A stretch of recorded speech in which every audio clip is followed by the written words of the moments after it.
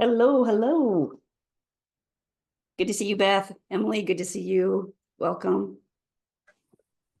We're going to take a minute, let folks come on. So excited you're part of the roundtable today. Akbar, welcome. Hi, Lynn. Hi, everyone. Yeah, it's good to always hear your voice from London, South London, to be specific. That's right. Yeah. Yeah. So I know we have a few more people. Asia just let me know she's coming on, so we'll start in a minute. One thing to let you, Beth, and Emily know is we are opening up our coach certification early before we get International Coach Federation, the ICF credentials, before we earn those credentials. And one of the reasons we're doing it is we're creating a founding member offering that we will limit to about 5 to 7 people. And those people will be able to come in early, go through the course as it is, and then get to say what they would like to add to make it more robust. We will add that, and then we will submit to the International Coach Federation. So over that time, you get to go through it, and then you'll get to go through it again without an additional fee. There'll be extra mentoring from me. I mean, there's a number of things. If you're interested, we can put you on the list and give you an orientation to what it's like. We'll also be doing the roundtable only every other month. And on the off month, when it's not the roundtable like this, where we're building skills, those of people who've come into that founding membership will get business building coaching. And so we'll work on building your practice, getting you more clients, looking at your business models, and we'll have SEO and social media experts coming in to speak to us. So we're starting to create a little cadre, a little almost like our own mini board of directors. So if that's something you're interested in, there are downfalls to it. You know, you go through once and you don't get your certification from the ICF, but you would potentially graduate and then go back through if you wanted the hours for the ICF. But it will be at a discount as to what the end product will actually end up costing, and you'll get a little more value.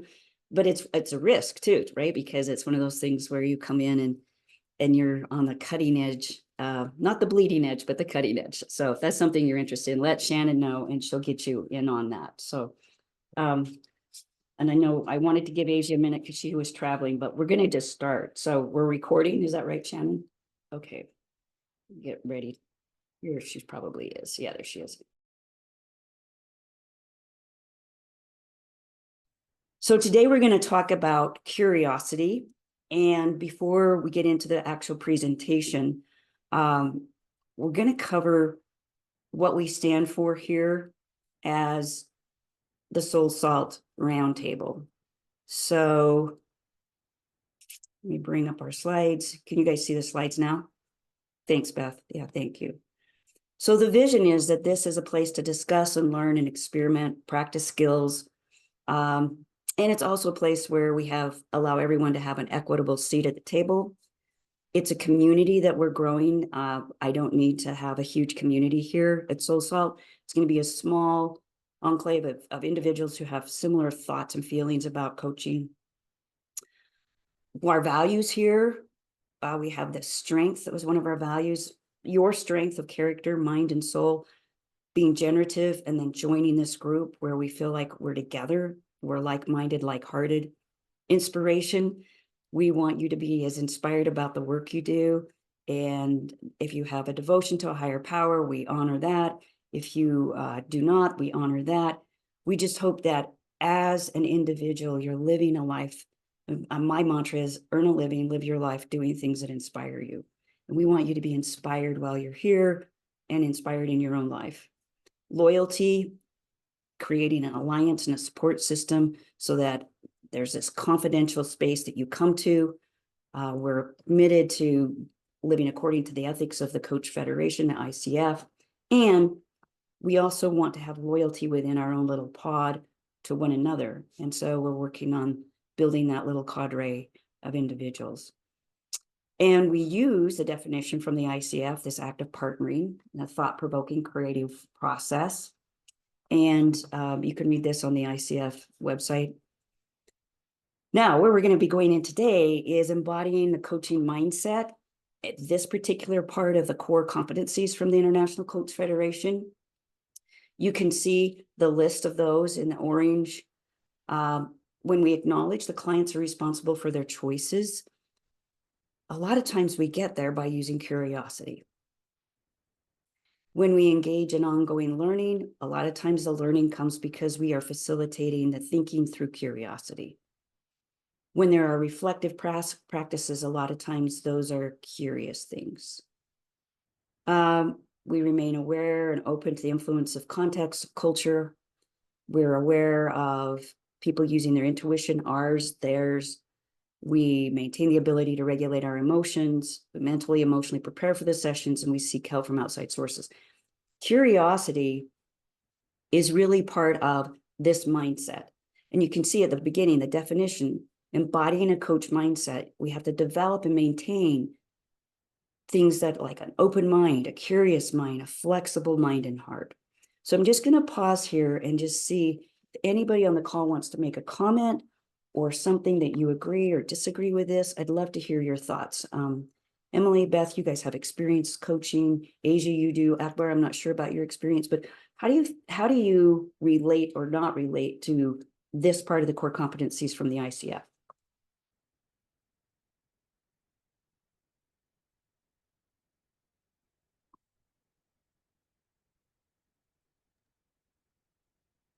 I mean, it all makes sense. I do some more than others.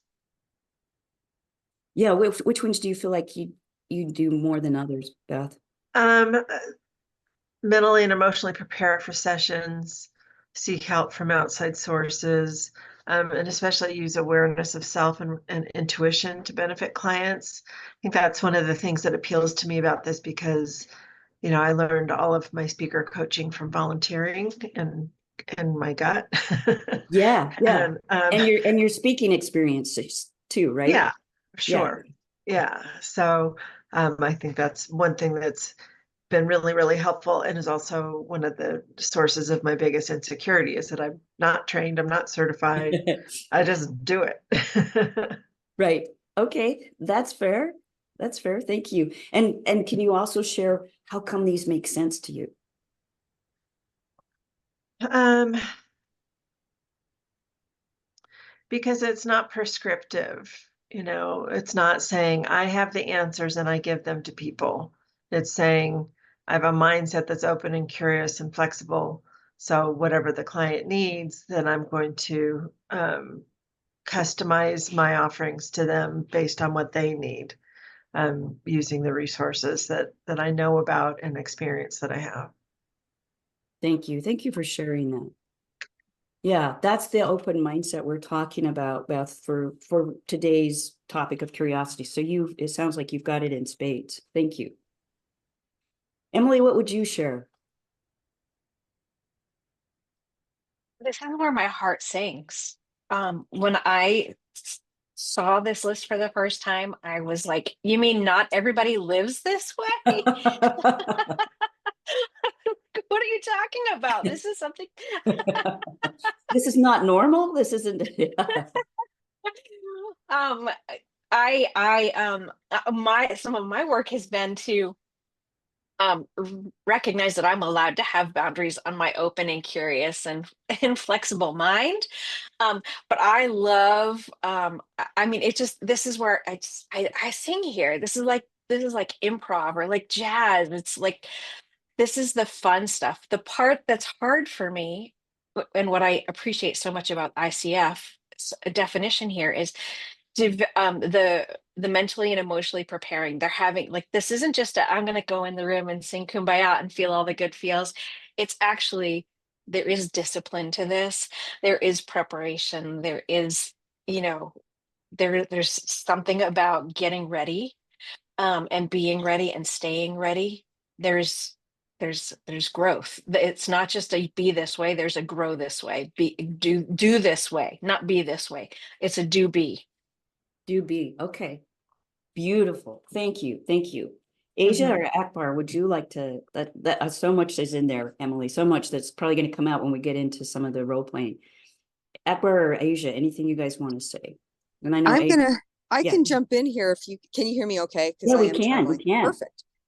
I really liked what Emily just had to say about the preparation part. That for me, curiosity is kind of my jam. I've discovered that about myself over the years. And so this is one of the reasons why I'm like, oh, I really want to like, even though something is very dear to my heart, because it's something that I feel gets the opportunity to be enriched by others, what I'm going to be listening to and participating in today.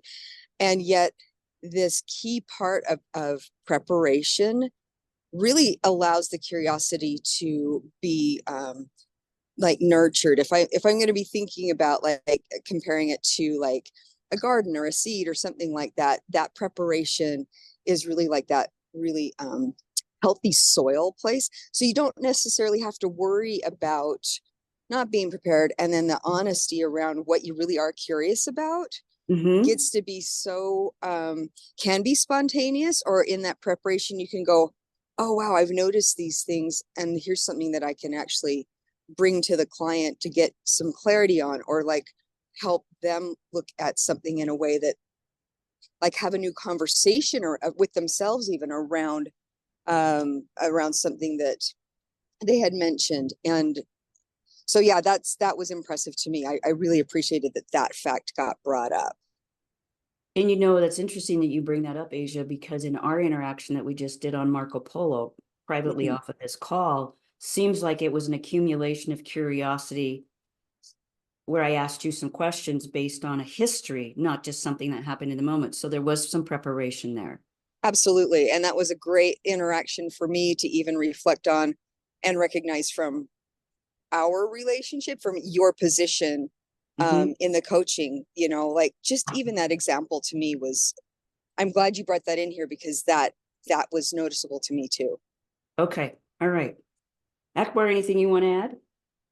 Right. I'm a newbie, complete newbie in this in the coaching mindset field. So all I could say is I mean I agree with everyone's comments about it.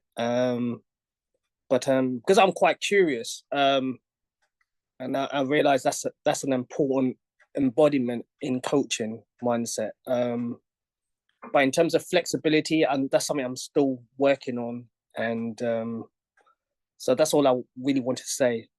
Then.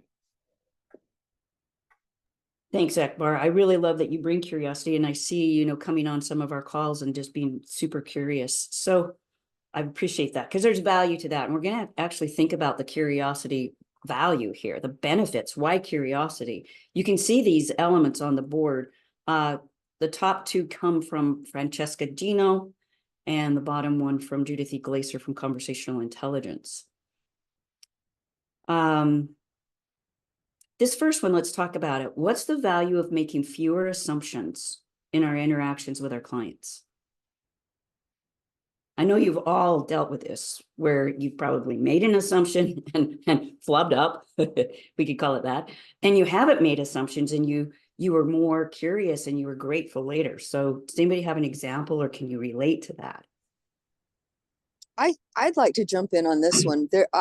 When I have made assumptions, whether I've been accurate or not, I notice either in the moment when the client's responding or just even on my own reflections that I tended to those assumptions tended to put the experience in a box. It gave it more boundaries. And I think sometimes that's, the boundary part is good to have, but the assumption part really limits. I don't know. I don't know that it is very supportive. And I would agree with you, Asia. We know through neuroscience that somebody knows when you're making an assumption. Maybe not cognitively, but they know inside their chemicals of their brain and their heart and their gut, and they go into a different place than being open. A part of them shuts down because they don't feel so safe. Beth, what were you going to say? Yeah, I've seen this with speaker coaching with people that we fondly call the "don't you know who I am" people. Yes. And I make assumptions about, oh, they're going to be a pain to work with. They're going to be less coachable because they think they know everything. And I have to say, I try to suspend that, and have sometimes been really pleasantly surprised that they were, the most engaged, the most involved, and so yeah, that's my example. Thank you. That's a good one. Yeah. And so you seem like, to me, you feel like a better coach when you keep that playing field open and let them show you, right? Yeah. Yeah, I mean, we as much as you can as volunteers, making things mandatory is really hard with people like that, because they're like, oh, well, I don't need this. Or the one particular gentleman I'm thinking of from this year was going to bail on our half-day idea workshop that you started. And he came and he kind of realized that these things are mandatory for a reason, because he got a lot out of it. Oh, good. So he was trying to make an assumption, but then follow through, and he learned something. Yeah. Yeah. 92% of employees credit curious people with the innovation ideas that drive the business forward.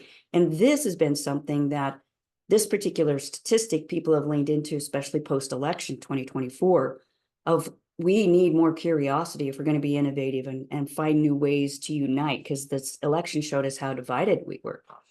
And if we didn't know it before, we do know it even more now. The last one with Judith allows our clients to remain a place of trust and growth as they work with us. So I don't know. I'm curious from your experiences here on the call. Could you place other things above or equal to trust and growth? Or are they pretty much in a hierarchy? Like, where do trust and growth fall in terms of what you value in your connection with your clients? How would you guys speak to that?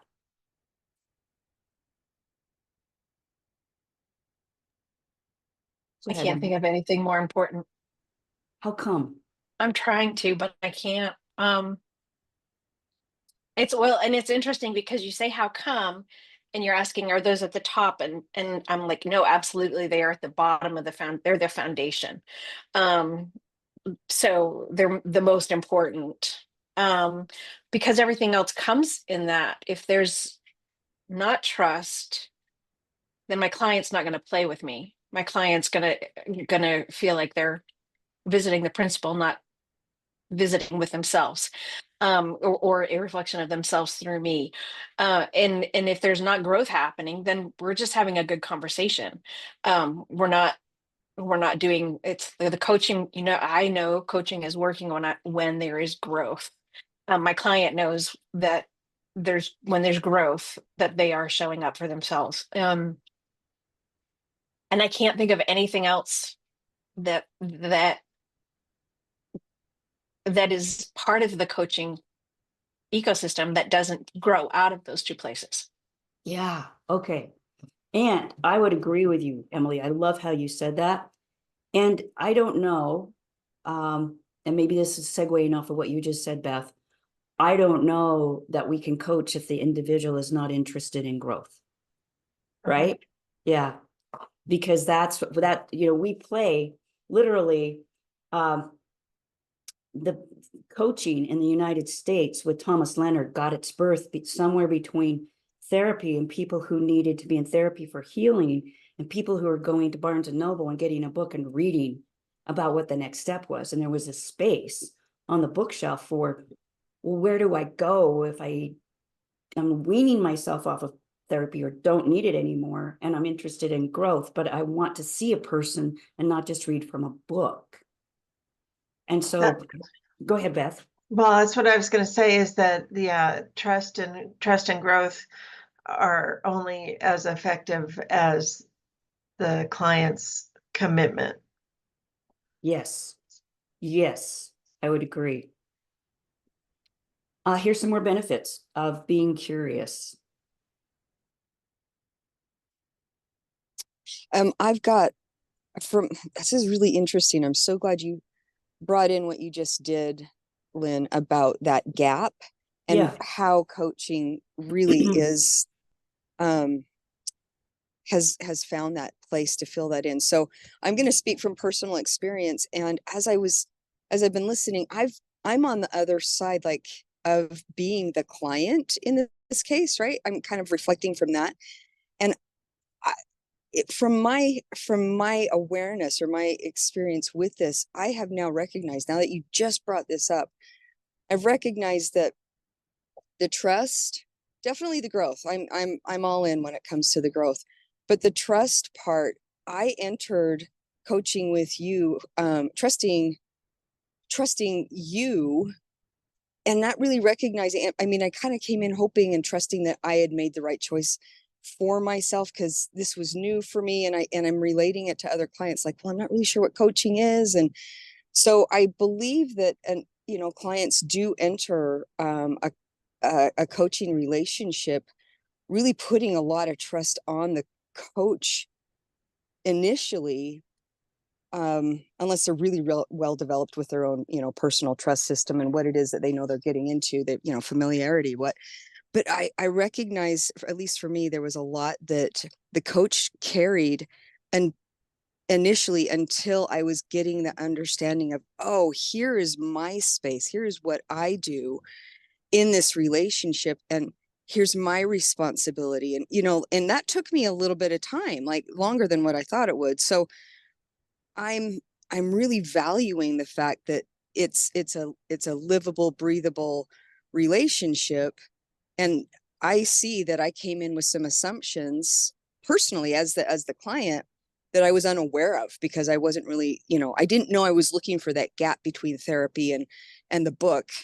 I just knew that this was right for me, and I didn't even have words around it. And so this is really kind of deepening what my own experience has been. I'm going to segue off of that. Thank you for sharing that, Asia. I remember when we first met, we were at a summit, the first of its kind by Kristen Hodson, right? I think that's where we first met, and you were selling your jewelry there. And now I'm having a greater appreciation for how curiosity. So think about all of us as we market. You were curious about coaching. I don't know that I ever pitched you on, you should be my client. You didn't. I don't remember ever doing that. Nope. No, What I pursued you. I pursued you. I remember that. Anyway, keep going. Yeah, well, I think it was because I think one of the reasons you could trust is my mode of marketing is more hinging. So I want you guys to think about this, is more hinged on curiosity. And when I meet somebody, it's more, who are you? What are you doing? How can I interact with you? Instead of let me dust off my elevator speech and find a place in the conversation to give that. Right? Emily, you're nodding your head. Say what you want to say about that. I'd like to hear your input. I just feel like elevator speeches are so not trust building. I feel like like half the time you can smell it before it's even out of somebody's mouth, unless they have like, there are some people that can do it really, really well. But every time I think about doing my elevator speech or my pitch or whatever, I'm like, I just get, I feel backed into a corner. I don't want to, yeah, I'm like, that's not me. I'm just let me be me and be inviting and say, what do you want to have with your cookie, kind of thing. Let's start with the important things. What flavor cookie are we going to have today? I love that. Yeah. So when we use curiosity, even in our interactions, and Beth, I think we had curiosity in our first interaction. I mean, you were listening to me speak, you came up, we had a curious conversation. Neither of us tried to sell the other one on anything, if I remember. Yeah. Yeah. So curiosity is just this power tool. And I think Jan's here. So Jan, did you just join us? Let's see if we can kind of stop sharing, come back to this, because Yes. there you are. Great. Okay. Coming back to the PowerPoint, because sometimes it likes to advance and sometimes it doesn't. Okay. Some of it comes down to having a trust that the people that I need to be working with are going to come across my path, and the courage is going to rise up in me to show up in the way that's going to attract them in that day. And so curious conversations for me are far more life-giving. And I feel like people are finding, if it's going to turn into a coaching relationship, I rarely go to sit down at a restaurant at an event and think this could be a coaching relationship. Just let's start with the relationship. Yeah, let's just start with And the relationship. Yes. yeah, and let me learn about your family in Ecuador that's farming in this in the clouds. Let's just talk about these weird random things, and I'm going to trust the fact that the people that are going to show up, that need me to show up for them in my coach self, are going to have the tug. And maybe that's a little bit too woo woo, and it's definitely not going to show up in any business building books, but it's kind of what I have to lean into. I can't, no, not I can't, I won't. I don't want my coaching space to be the space where I'm working hard, and I want it to be my giving, out of my Yeah. giving self, not out of my backed into a corner self. Love that. I love that. Thank you. And so again, that goes back to the being doing of yourself that you talked about earlier. Yeah. Can you guys see the screen with a little girl with a painted face? Okay, making sure that advanced. Let's talk a little bit about what curiosity is not. It's not like this curious child who goes around asking why, why, why. In fact, the research shows us when we use the word why, that makes many people defensive. And so earlier you heard me say, how come? A lot of times we can replace why with how come, but it's not, curiosity is not us pelting the client with how come, why, what's behind that. We can do that to a certain degree to suss out purpose and reason and motivation, but it's not that constant thing that kids do, why. It's just a huge tool. It's not also, it's a huge tool to facilitating them. It's also not curiosity driven by your own motivations. Does anybody have an idea of what I'm talking about there? When I say to Mark, I'm curious why you didn't put the dishes away last night, my motivation is get the sink clean. It's not, I'm not curious. I'm telling you, you screwed up, buddy. Get the dishes done. There you go. Yeah. That's exactly what we're talking about. Yeah. Beth, did you have something you were going to add? I mean, yeah, I think it's listening to understand versus listening to respond. I think if you get your own motive out of there, your 2 cents, I think it changes the whole ball game. It does. And I have an example from my practice of high paid, successful coach who we finally did a survey so he could see what his clients were experiencing, because he was sure that he knew his curiosity, meaning where he wanted to ask the questions, where he wanted to go. He would listen to the client, and the one thing that interested him was where they would go. And he was sure that that always left a value. And so we did a survey, and he was surprised to see that there were people who thought that he was running the show like a locomotive. They felt run over, and he had no clue because he was entertaining and charismatic, and it was interesting to him. The conversation was interesting to him. That also is not curiosity. Following the thing that, I mean, okay, if you're a coach, you're going to hear more about people's finances, more salacious details about their other parts of life than you ever expect. And as you're coaching them, if those things are not the agenda, but that's where you decide to go, I'm going to use a blatant example. Are you serving them, or are you serving your curiosity? So just wanted to put this little stake in the ground that there are things that we can do and not do. So the agenda where we really wanted to cover for the rest of this session is, where does pure curiosity come from? How can we keep it alive and well in our practices? And giving you the challenge when you finish today to see just how curious you can be. So here is my first example. This is Derek. Derek is now in his 40s. He was born in 1982. This is my oldest child, and we're in San Diego on vacation. And so he's all decked out in his vacation clothes and smiling. And when he was this age, our ritual would be, he would sit on my lap, he would take his bath, get in his jammies, sit on my lap, and we would read a book. And one night we were living in Bountiful. So here in the Wasatch Front, we have these huge mountains. And as a big moon, full moon comes up over the mountains, it's pregnant. It's huge. It's formidable. It's dominating the sky. Well, somehow I'd forgotten to close the drapes. I usually close the drapes at night so we'd have privacy and we'd just be there reading and it would be our own little cozy room. And I left the drapes open when a big full moon came up over the Wasatch. And he saw that and pushed the book aside and he pointed at the moon. And he said, "Mommy, what is it?" Now, he's the one that taught me where the best curiosity comes from, because in that moment, I felt his pure wonder, his pure curiosity. He just wanted to know, and there was something inside of them that was animated. And I could not, and I'm seeing some of your faces as you hear this story, I could not help myself from wanting to answer. And so I said to him, I said, "Derek, that's the moon." And he said, "I yike it."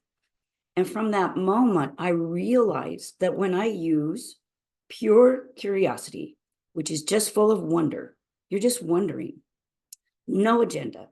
Excuse me. When you come from that place, the client is enticed to answer, and they can answer any way they want to. Emily, you're nodding your head. Can you add to that? Do you want to say something about that? I can't add to that at all. I can picture being in that room though. Yes, right. And you can feel the energy of that pure curiosity. So here are some other ways that we can be curious. So you can jot this down. Just come from pure wonder and curiosity like Derek. From Judith Glaser, we can ask questions we don't have the answer for. Just following that recipe, asking ourselves, what do I not have the answer for?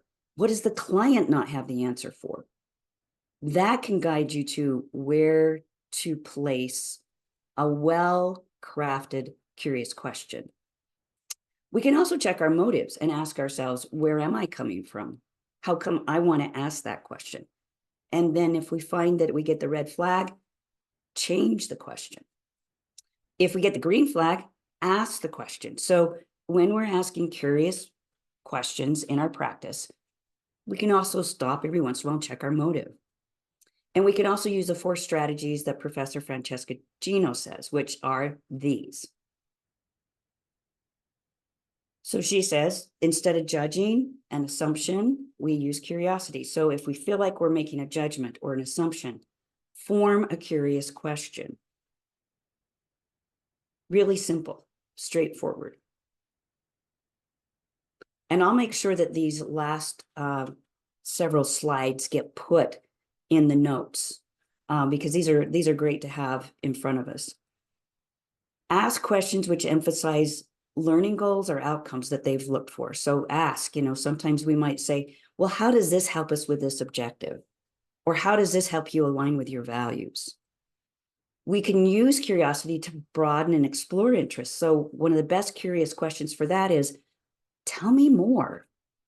And these are great in social settings too, when we're getting to meet somebody, we're getting to learn about a new person. And then I've already brought this one in, but replace the why with how come, because in how come, it's just more friendly to the neurochemicals, but the how come can be used in almost every single session, almost every single session. So those are some of the strategies, and I'm going to stop sharing and then just see how many of you would like to play with this today? How would you guys just chime in and just let us know? Because that's where I'd like to go next, is just start playing with these ideas. You good with that? Okay, all right, let's do it. So if there's somebody who has a situation that you'd like to share, what we will do is use it, and we'll do a round table where each coach will formulate a curious question and then serve that up for you. So if there's anybody that wants to volunteer, if not, I have some scenarios that I can bring forward, but I'd like somebody to have a chance to get some free insight on something they might be noodling on. So anybody have something they'd like to get some free coaching on today, get some curious questions asked about?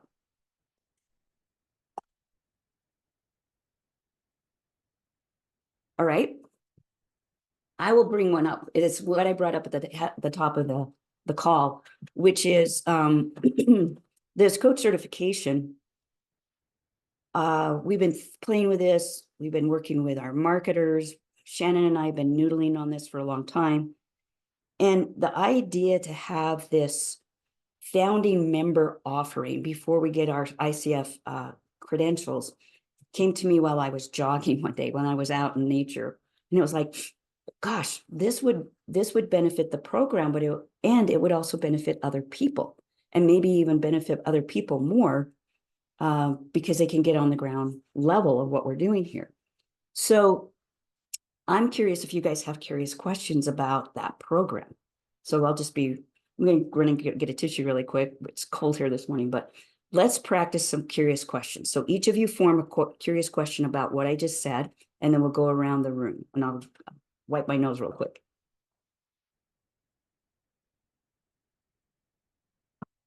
Okay, who has a question that they would be willing to ask? And check yourself and see if you can practice some of the things we just talked about.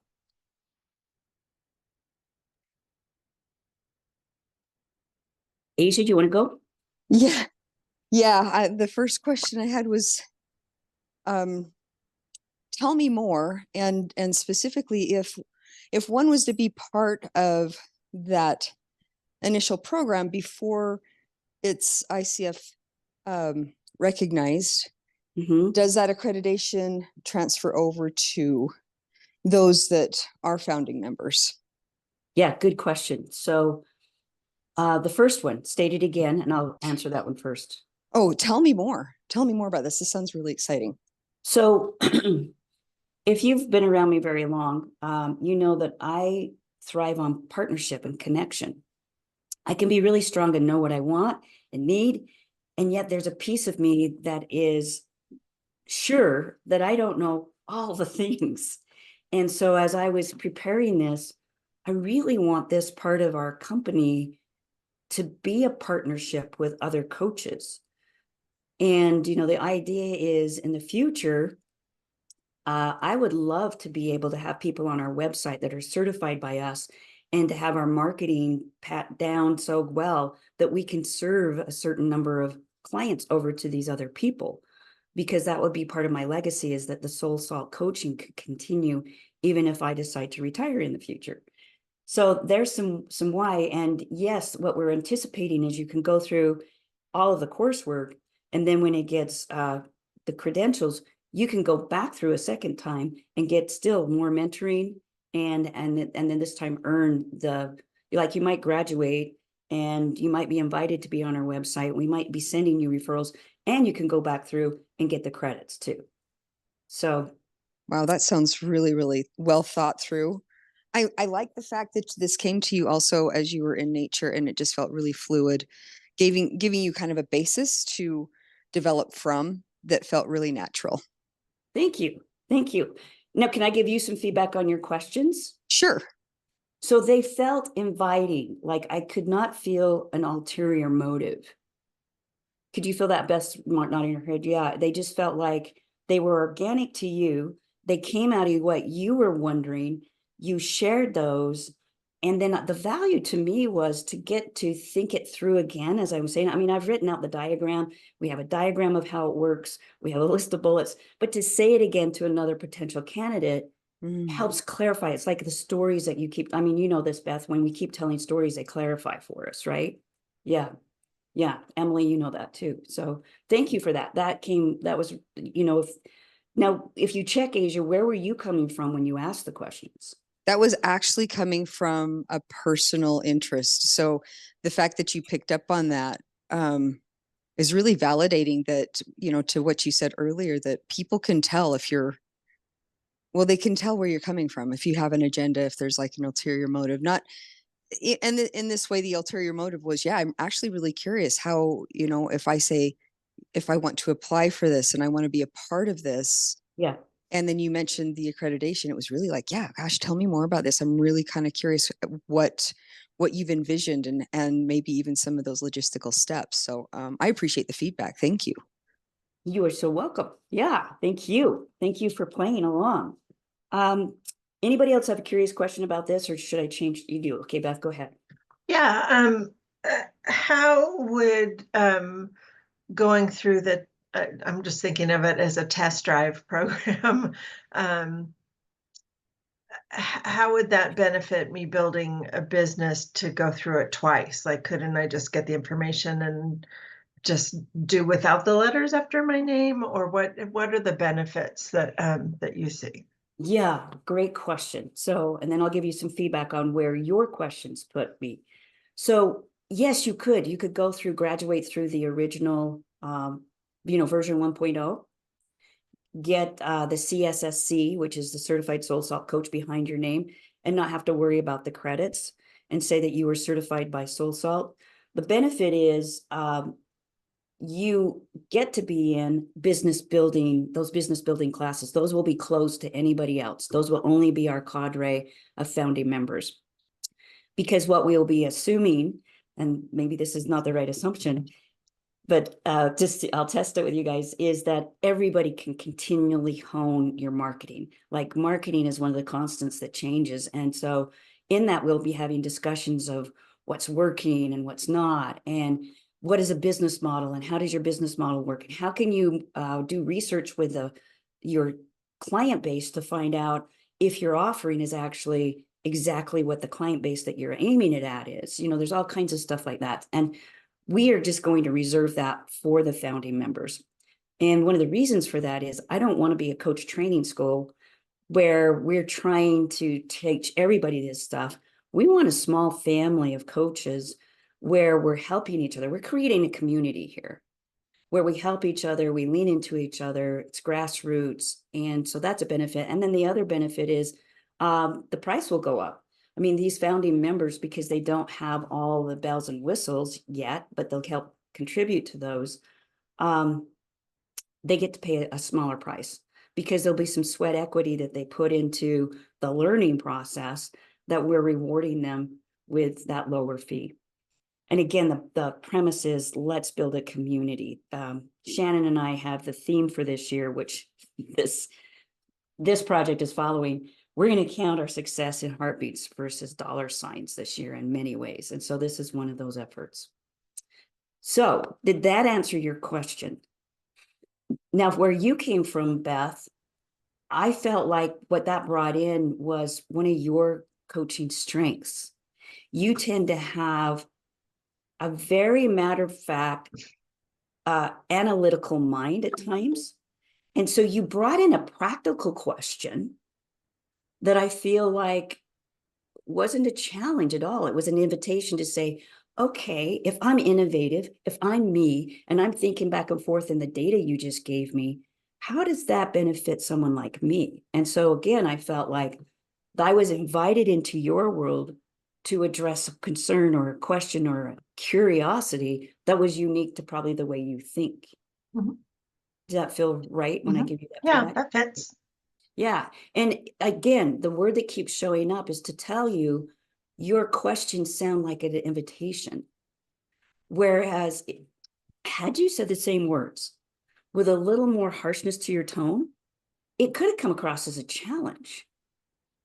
But it didn't. Yeah, I could have said, like, why would I bother doing it twice? Like, exactly. That sounds exactly. nuts.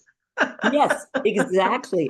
And so for me, it was like, yeah, good question. And you can also see that what you sussed out is who we're looking for are people that are innovative and see this as an innovative option for their learning track, and also people who might be the double learners. Like, there are some people that one of their core values or one of their strengths is learning. And so they're going to plug into something that keeps feeding them stuff just for that. So the two kinds of people, and maybe even more in between, the innovator who's like, here's an opportunity to jump through some hoops and not have to jump through all the hoops to get what I want, can see that opportunity, and somebody else can see the other opportunity. So I think you sussed that out with your curious question. Yeah, well done. Thank you. Thanks. Anybody else have a question on this, or I can go to another topic? Or if somebody else has something they want to bring up, and we can ask questions of them. Okay. So this is going to be more frivolous, okay? So I have a guest coming in from from out of town, who I'm going to be preparing some meals. We'll spend some time together. Then they're going to spend a lot of time in their hotel room, and they'll be back and forth. We'll be interacting in between some meals and some activities and some deep discussions, kind of like a mini retreat. And I found out that they like wine with certain things and a dirty martini. So I have used this as an opportunity to go check in with my kids, find out what the best vodkas in town are. Ended up getting Grey Goose because it's just classically good.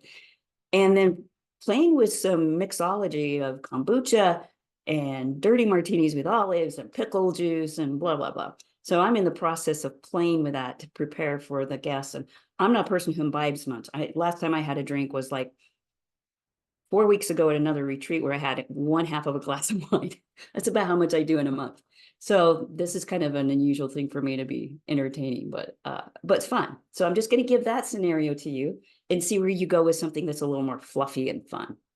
So who has a question for that? I know Emily, Jen, Akbar, if you have a question, use this to practice some of your things that you wanted to practice today with curiosity.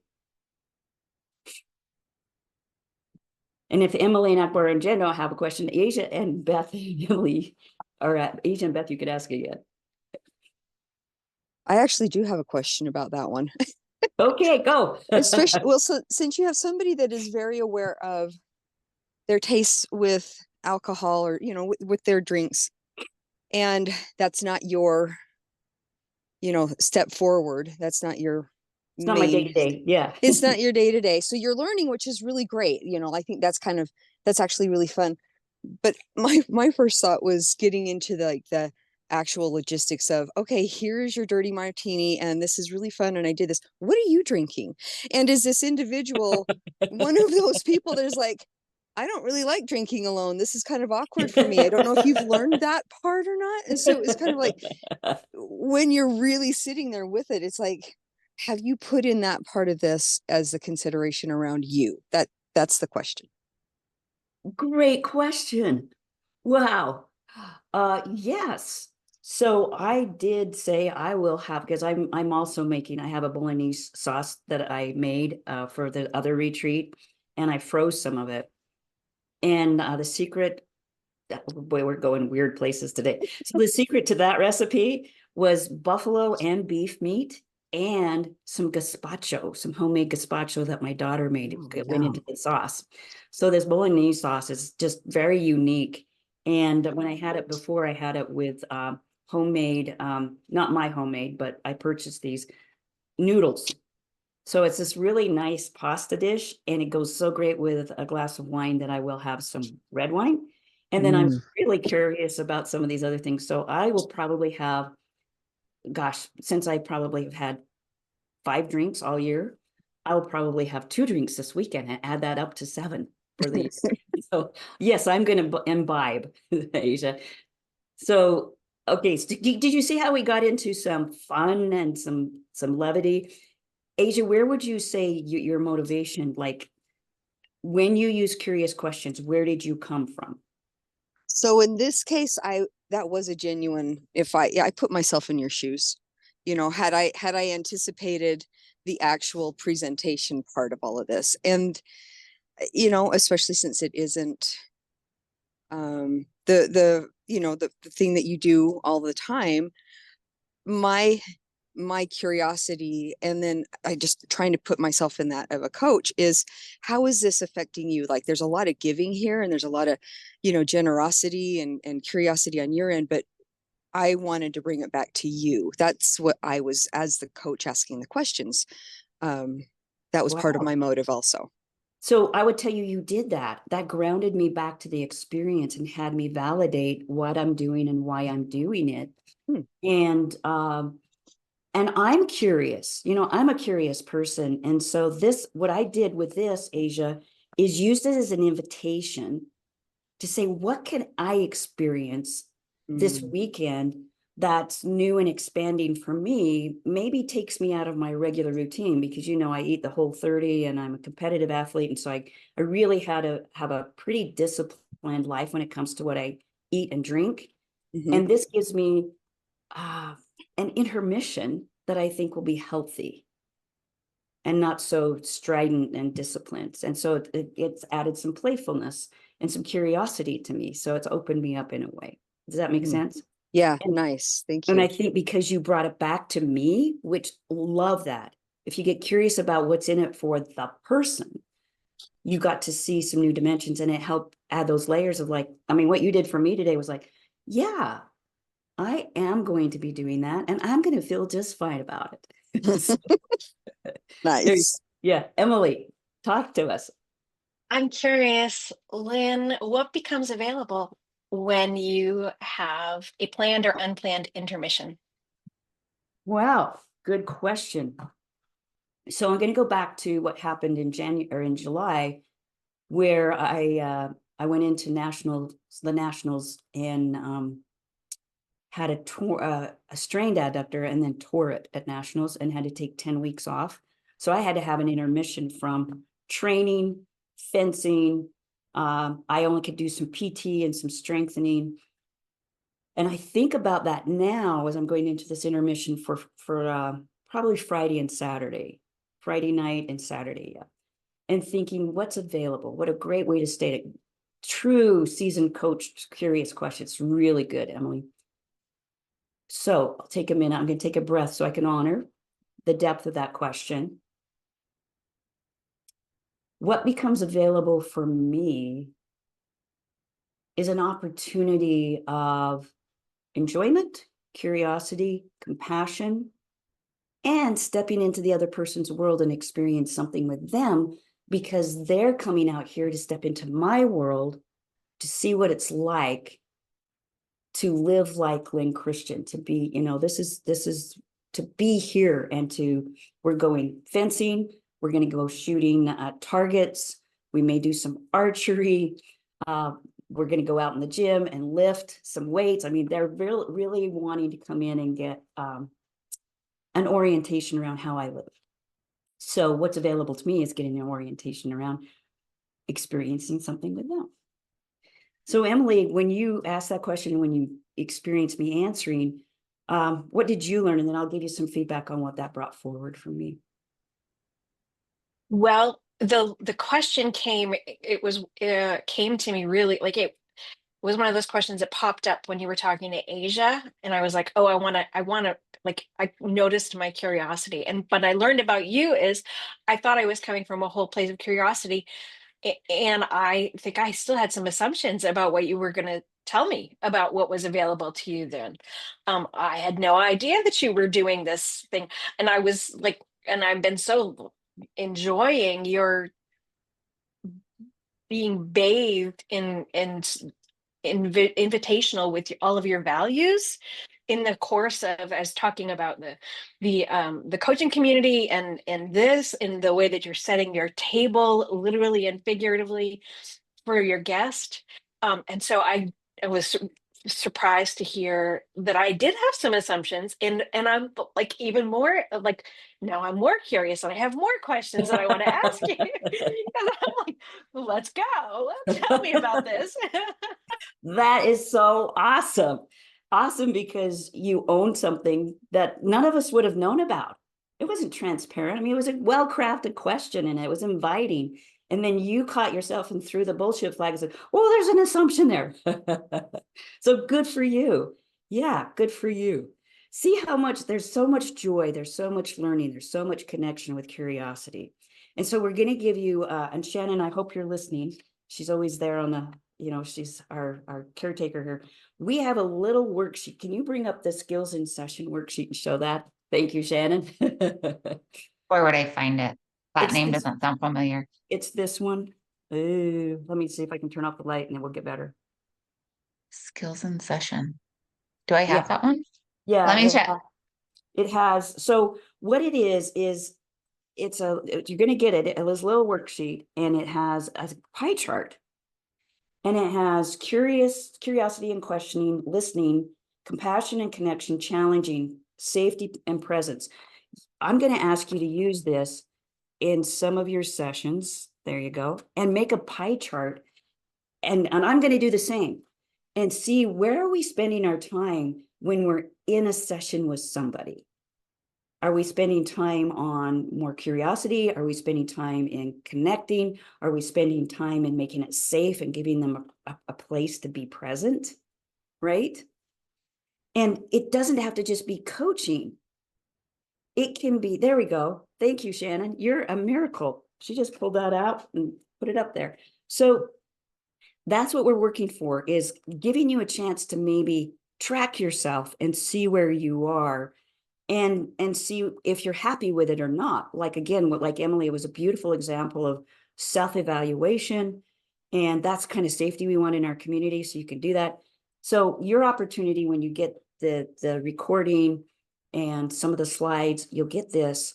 And then anybody that wants to share this in our next roundtable, or anytime, if you want to just send me an email and say, hey, this is what I learned, I'm all ears. I get off on just understanding the geekiness of coaching. So, all right. Thank you for sharing that, Shannon.